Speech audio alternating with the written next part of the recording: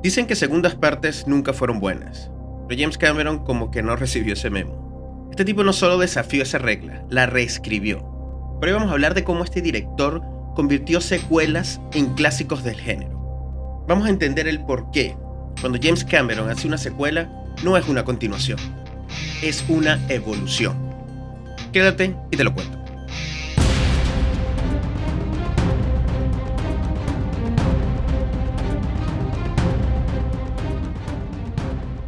Bienvenido una vez más a mi canal, mi nombre es Mr. Don y hoy nos toca hablar de James Cameron. Pero primero tengo que recordarles por favor que se suscriban, denle en el botoncito ese que tienen ahí, no cuesta nada apretar el botón que me ayuda bastante. Y recordarles que ahora pueden colaborar conmigo a nivel económico si quieren suscribirse como miembro. Pero bueno, vamos al asunto. James Cameron. Este video no es para hablar de toda la filmografía de él como escritor y director. Yo me quiero centrar en una sola cosa. Cómo ha hecho que las secuelas o las segundas partes se conviertan en películas muy grandes, inclusive mejor que la primera. Y eso es muy complicado. Este refrán o este dicho que dicen que nunca segundas partes fueron buenas, nace de algo. O sea, no es de gratis que eso esté ahí. Y es porque en la mayoría de los casos, las segundas partes, en realidad, el nivel baja demasiado. No un poco, demasiado. Por supuesto que hay excepciones. Si vemos El Padrino, entenderemos que la segunda parte... para mí no, para mí la mejor es la primera, pero la segunda parte está ahí. Para algunos es mejor, para otros no, pero está. Si vemos El Imperio Contraataca, que es la segunda parte, pues es mejor que la primera. Pero claro, como digo, son excepciones, porque también me puedo sentar aquí. Matrix no lo logra, Matrix Reloaded, Indiana Jones 2 no lo logra, aunque para mí sí no, pero en términos generales no lo logra. Los Gremlins 2, Robocop 2. Pero como decía al principio, yo creo que James Cameron, nadie le dijo esto y él se propuso hacer, yo creo que dos de las películas que son más importantes del género. Estoy hablando de la ciencia ficción. Pero vamos un poquito para atrás. James Cameron nació en Canadá. Estaba viendo hace poco una biografía de él, que él era un camionero y fue tarde que empezó en la industria. Ya a mediados de sus 20 comenzó en la industria. Y es un tipo que es un artista, él dibuja. De hecho, en esa entrevista que lo estaba escuchando decía que desde pequeño, desde que vio Odisea Espacial 2001, ya empezó a ver cosas y él mismo se ponía a dibujar especies de storyboard sin saber que eran storyboards. O sea, el tipo tiene un talento de verdad particular. Estuvo colaborando, no recuerdo en qué serie puntualmente, una serie o película de ciencia ficción a finales de los 70, y eso le ayudó a entender el medio, a pasar por casi todos los departamentos y entender cómo funcionaban los efectos especiales, cómo funcionaba la cinematografía, la dirección, la historia. O sea, que es un tipo que fue agarrando un poquito de todo para cuando le tocó a él dar el paso. Y una de las primeras cosas, y vamos ya a entrar, ¿por qué digo que es el rey de las segundas partes? Porque es que escribió varias segundas partes. A ver, la primera fue, y esta película fue un fracaso total, Piraña 2. Le tocó escribir el guión, no solo él, hubo varias personas que colaboraron en ese guión, pero él escribió el guión y empezó a dirigir la película, solo que creo que lo despidieron a la semana o a las 2 semanas. La película fue un fracaso, pero fue la primera secuela que escribió. Luego que él hace Terminator 1, que la película se convierte en un éxito, que fue de bajo presupuesto, o sea, en términos relativos fue de bajo presupuesto si la comparamos con las películas de ciencia ficción de la época. Como digo, con todo el conocimiento que él tenía de muchos de los departamentos, logró hacer que una película que costara tan poco recaudara mucho, porque bueno, todo el mundo conoce aquí Terminator 1, fue un batacazo, un exitazo, y le proponen escribir Rambo 2. Rambo 1 se había estrenado unos años atrás, había sido un éxito. Ya Sylvester Stallone estaba establecido, estamos hablando del año 84. James Cameron agarró o vio lo que habían hecho con Rambo 1 y escribió el guión de la segunda parte, haciendo una película muy psicológica, porque si ustedes ven la primera parte, es una película que no es necesariamente de acción, tiene elementos de acción, pero es una película muy psicológica porque trata de esta persona, de John Rambo, cómo está desquiciada. Es un tipo que viene de Vietnam y se le van los tapones en un momento determinado y empieza a caerse a tiros con todo el mundo, por lo menos en ese pueblito, y se mete en la selva. James Cameron intentó agarrar eso y llevarlo al siguiente nivel, manteniendo todo lo que era el aspecto psicológico, todo el conflicto interno que tenía John Rambo. Claro, ¿qué pasa? Que, como les decía, Sylvester Stallone ya era una estrellita, vio el guión y dijo, no quiero hacer una película que se parezca en ese sentido a Rambo 1, sino quiero hacerla que se parezca en términos de acción. Quiero ir hacia ese lado. Todo lo que pasó en lo que es el segundo acto de Rambo, que es donde se están cayendo a plomo por todos lados, ahí es donde quiero llevar la película y dejar un poco el conflicto.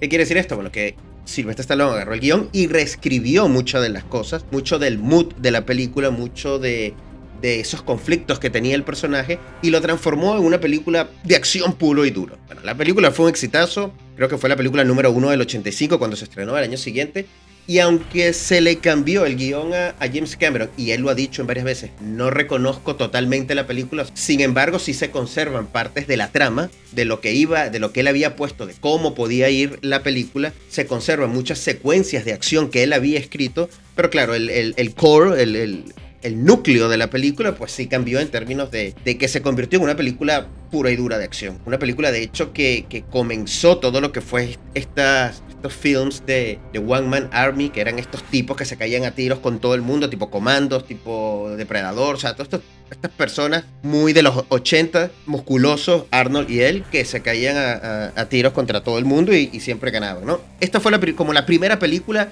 que popularizó eso. Esto es gracias a Sylvester Stallone, que ese es otro que le debo un vídeo porque para mí está tocando la genialidad. Pero bueno, James Cameron, yo creo que con ese guión, aunque eso no salió a la luz y está en internet, uno lo puede buscar y leerse todo el guión, no lo he hecho, he visto algunas partes, ya tú puedes empezar a ver que él entendía cómo hacer segundas partes, cómo evolucionar la historia, llevarla a un sitio donde no se repitiera lo primero. Eso es súper importante porque muchas segundas partes lo único que intentan es repetir la fórmula de la primera. Vamos a agarrar, si esto pasó de esta forma ABC, pues yo te la copio directo ABC y lo que hago es poner que el enemigo sea más grande, pero es ABC igual para tratar de replicar eso. Casi nunca funciona, pero James Cameron ya entendía que eso no lo tenía que hacer. Tenía que evolucionar, darle un pasito hacia adelante. Y suena fácil decirlo, pero es bastante complicado sin que la película pierda su esencia, sin que la película vaya en contra de un personaje o de situaciones que ocurrieron en la primera parte. Pero bueno, creo yo que la verdadera prueba fue cuando le ofrecieron escribir Aliens, que es la segunda parte de Alien. Alien se estrena en 1979, una película dirigida por Ridley Scott, ciencia ficción, terror, es su subgénero. Y como todos saben, esa película se convirtió rápidamente en un clásico, yo me atrevería a decir, no solo del género, sino un clásico a toda norma. Entonces, claro, ¿cómo hacer de una película tan exitosa como yo hago una segunda parte donde al menos iguale en términos de calidad lo que esa película hizo? Y ahí es donde James Cameron empieza su genialidad en la forma de escribir acción, porque para mí la forma en que él escribe acción es muy buena. No es este tipo de guionista tipo Tarantino que hace unos diálogos increíbles, no, pero sabe escribir acción, sabe hacer películas entretenidas. Eso lo tiene muy claro él, desde el punto de vista de guión y desde el punto de vista de director, de cómo lo lleva eso a la realidad. Yo creo que una de las claves que hicieron que Aliens se convirtiera en un éxito, porque Aliens, la película de James Cameron, la segunda parte, se convirtió en un exitazo, fueron varias. Y voy a tratar de irlo explicando, a ver si ustedes están de acuerdo. De nuevo, esto es solo una opinión, así que ustedes pueden escribir si están o no de acuerdo. Una cosa importante que hizo primero fue ampliar el universo. Si tú ves Alien, te hablan de la compañía, pero no te mencionan qué compañía es, ni cómo funciona eso, ni qué hay por detrás de eso. Y claro, para la película, para esa primera parte, no hacía falta entrar ahí.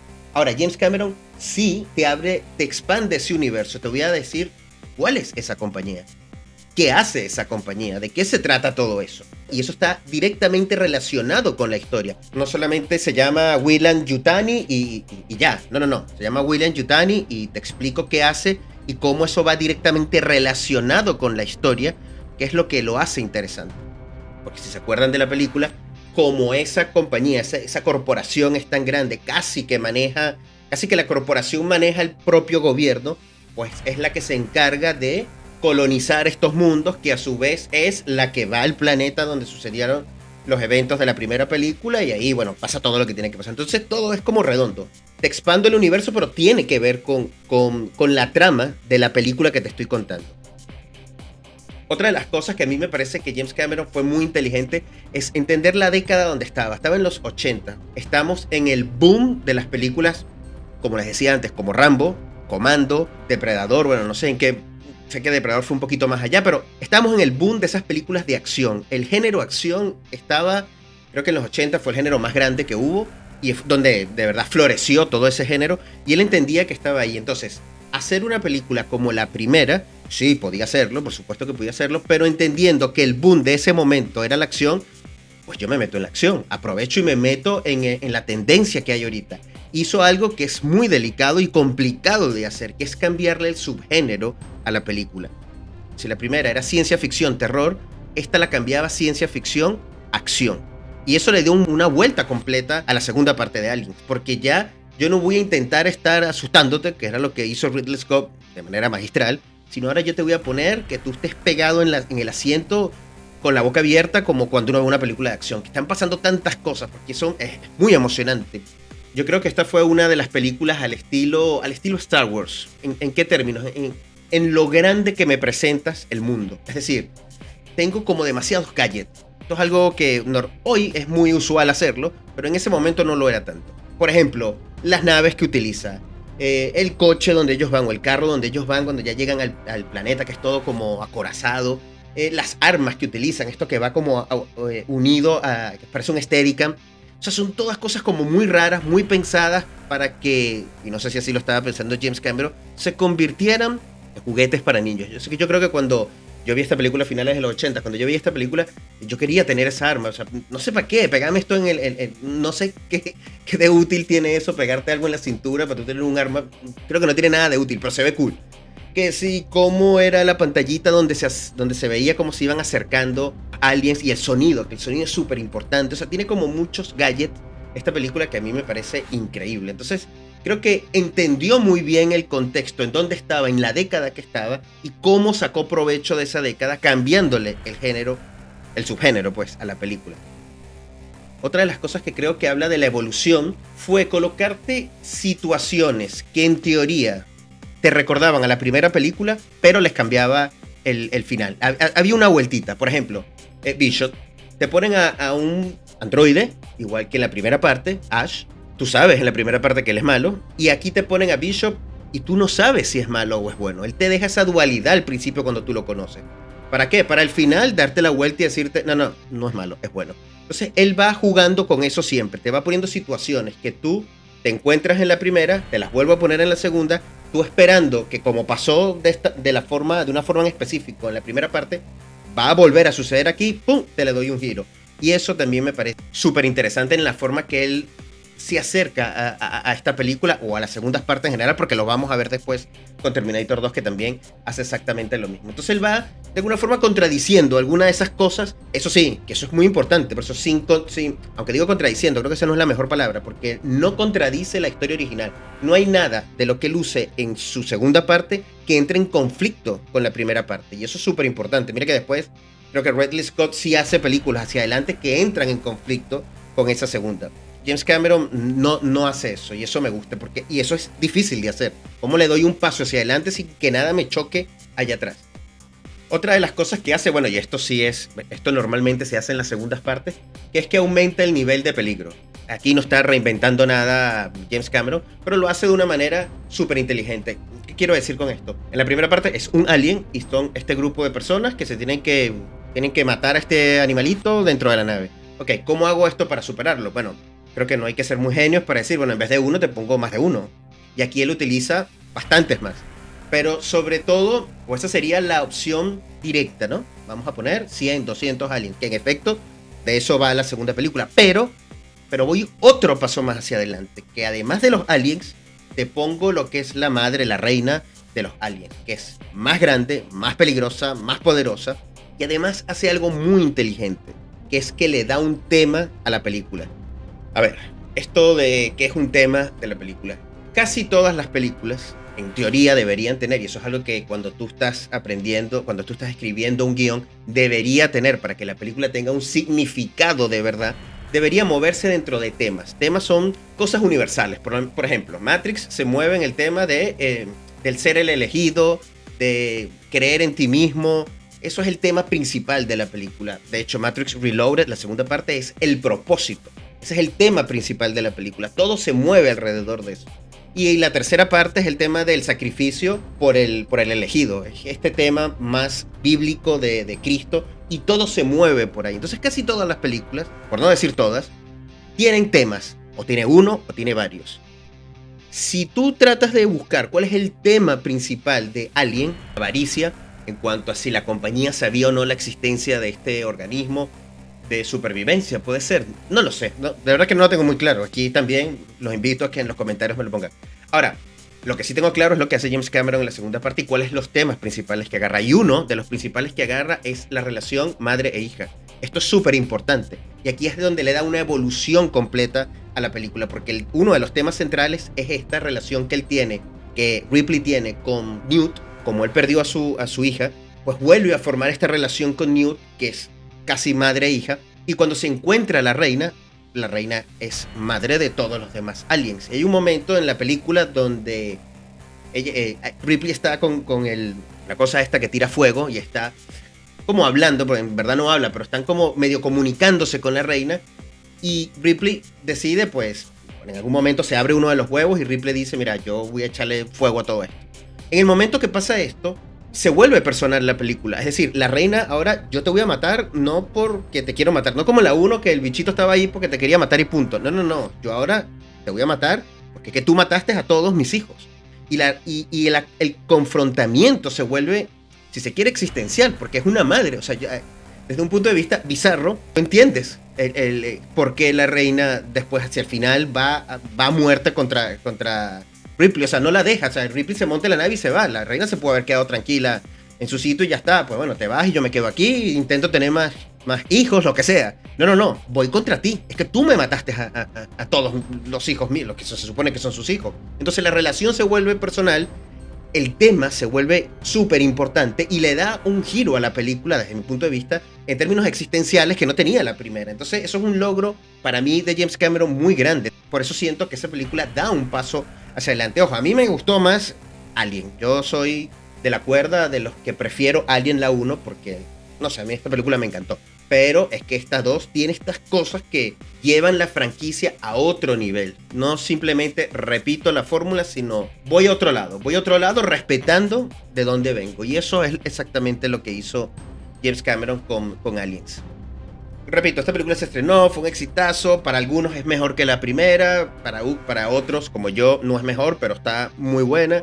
Cada quien saque sus conclusiones, pero es indudable que el aporte que hizo James Cameron para Alien en términos de la franquicia, si tú revisas todas las películas de Aliens que se han hecho, la 1 y la 2 están en el top. Asimismo, pasamos a otro de sus grandes triunfos, Terminator 2. Hace exactamente lo mismo que con Aliens, claro. Él sí había hecho Terminator, así que yo creo que él sí tenía la capacidad de mover más cosas porque era su franquicia. Yo me imagino que cuando él agarró Aliens, dijo, bueno, me estoy montando en algo grande, porque James Cameron era fans de la primera parte, respetaba mucho a Ridley Scott por todo lo que había hecho en la primera parte, así que él sabía que no podía mover muchas cosas. Podría primero entenderse como una falta de respeto y creo que no era inteligente mover tantas cosas porque la gente ya estaba enamorada de esa primera parte. Pero claro, cuando le toca dirigir Terminator 2, la primera la había hecho él, así que él puede mover lo que le dé la gana de mover. Y aquí hizo algo, dio todavía un paso más que lo que hizo en Aliens. Por ejemplo, los personajes. Creo que en Aliens, como solo sobrevive un personaje, que es el de Ripley, no hay una evolución de verdad en ella. O sea, ella es prácticamente igual que en la primera parte. Es un poco más decidida porque, bueno, ya se ha enfrentado al animalito este. Pero en realidad no hay nada de evolución en su personaje como tal. Yo creo que por eso es que añade todo este tema de la mamá y añade esta niña para darle una forma, para verla de otro ángulo a ella. Y eso es súper inteligente. Ahora, en Terminator 2, él sí hace un cambio, pero brutal, con los personajes. Los lleva a otro lado completamente distinto. Si tú ves Terminator 1, Sarah Connor es una niña, bueno, que es una mesera que no sabe ni cómo agarrar un arma, no tiene ni idea. Y si tú ves la segunda parte, el salto que él hace al escribir la parte de Sarah Connor es increíble. Ahora el tipo es una guerrera, o sea, el tipo está... La primera escena que vemos de ella, está haciendo como barras, se ve musculosa, se ve que es una tipa que ahora sí sabe utilizar armas, sí sabe cuidarse sola, no necesita a nadie que... Y eso para mí es, de nuevo, brutal, porque eso normalmente no se hace en las películas. Normalmente, si gusta un personaje, ese personaje queda igual casi siempre. Y aquí no, aquí te lo cambia por completo, lo hace más interesante. Y es una evolución lógica, no es una locura, no es que de repente, ¿por qué? No, bueno, porque me provocó. No, es lógico, te lo explica y tú lo entiendes dentro del contexto de la película y dices, perfecto. Entonces, esa evolución lo hace de manera perfecta. Nuevamente, expande el universo, cómo funciona Skynet, cómo se está desarrollando todo el tema de Skynet. El peligro, de nuevo, te lo aumento. Pero a la vez que te aumento el peligro, te aumento también el poder de contrarrestar ese peligro. Porque si en la primera era un hombre que estaba cuidando a Sarah, en la segunda es un robot quien cuida a Sarah. Claro, la contraparte o el enemigo o el villano es un robot todavía más moderno y con más tecnología.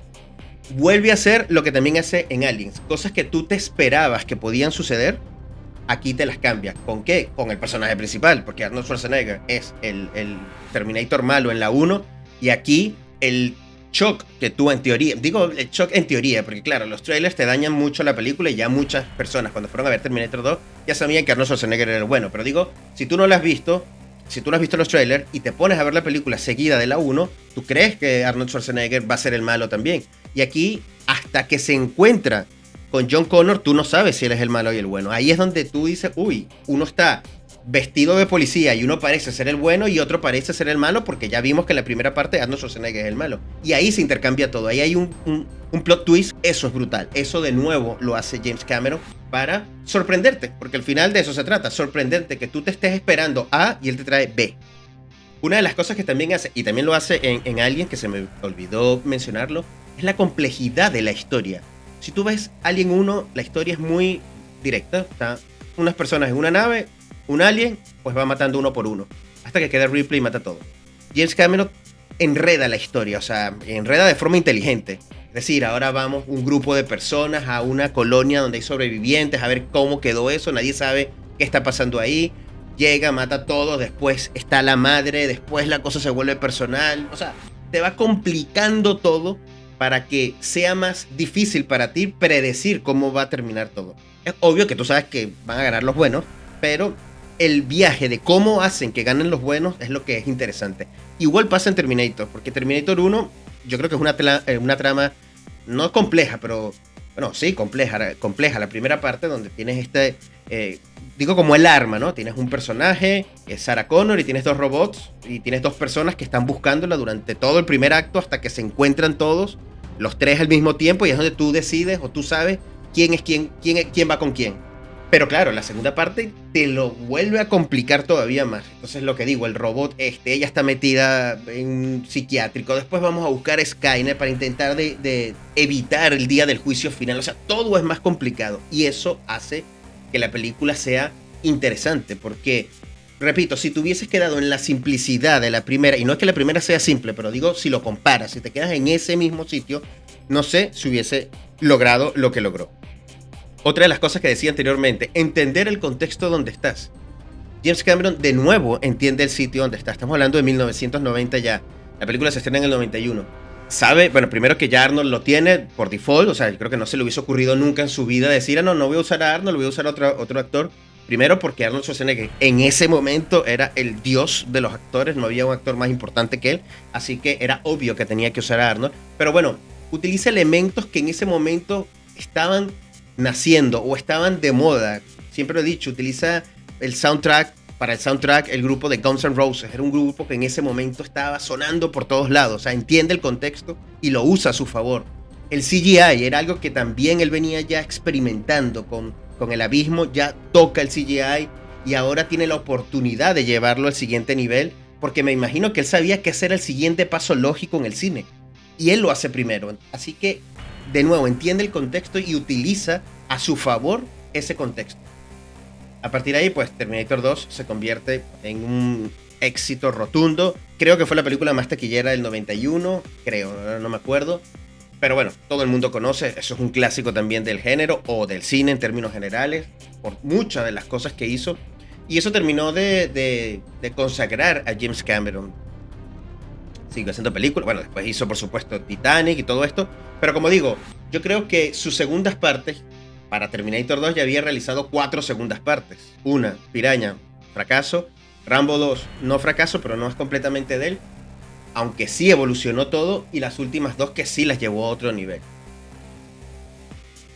Y yo tengo que ser honesto, a mí me gustó más Avatar 2. Sé que esto de aquí me van a matar todos, porque a todo el mundo, a muchos no les gustó la segunda parte, pero a mí sí me gustó más la segunda parte. A mí la primera parte me decepcionó por completo, porque la historia es Pocahontas, la historia es El último samurái.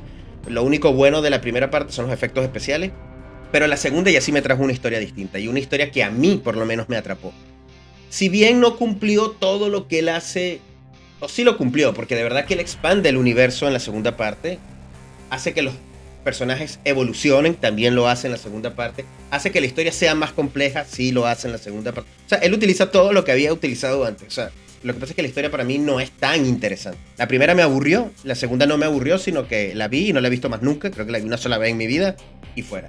Pero bueno, ya el señor está mayor y todos vamos perdiendo facultades, todos los directores. Por esa razón, Quentin Tarantino dice que él quiere hacer 10 películas, porque él sabe, y él lo ha dicho varias veces, que los directores llegan a un momento donde ya empiezan a perder, y eso es normal por la edad. Ya todo ese tema creativo que me imagino que tenía James Cameron, que debe seguir teniendo, pues, ¿no? Para hacer 4 películas de Avatar, o sea, imagínense cuántas historias deben haber ahí en su cabeza, pero creo que ese drive de la creatividad le ha mermado un poquito, y normal. Pero yo creo que con esas 2 películas nada más ya te dan el nombre de ser es que eres el rey de las segundas partes. No hay nadie que ha podido, yo creo que no hay otro director que haya podido hacer 3 segundas partes, porque obviamente Rambo 2, aunque, bueno, 2 partes y media, que hayan sido tan exitosas. Creo que no existe. Y si lo existe, pónganmelo en los comentarios. Así que esto es lo que quería hablar de James Cameron, uno de mis directores favoritos, una de mis películas favoritas, que es Terminator 2. Y la verdad que el tipo es una máquina. Y la verdad que el tipo es uno de los grandes. Así que bueno, me despido como siempre. Suscríbanse, denle likes, escríbanme en los comentarios si están o no de acuerdo con todo lo que dije. Activen la campanita para saber cuando saco nuevo material, nuevo contenido. Y nos vemos en el próximo video. Chau, chau.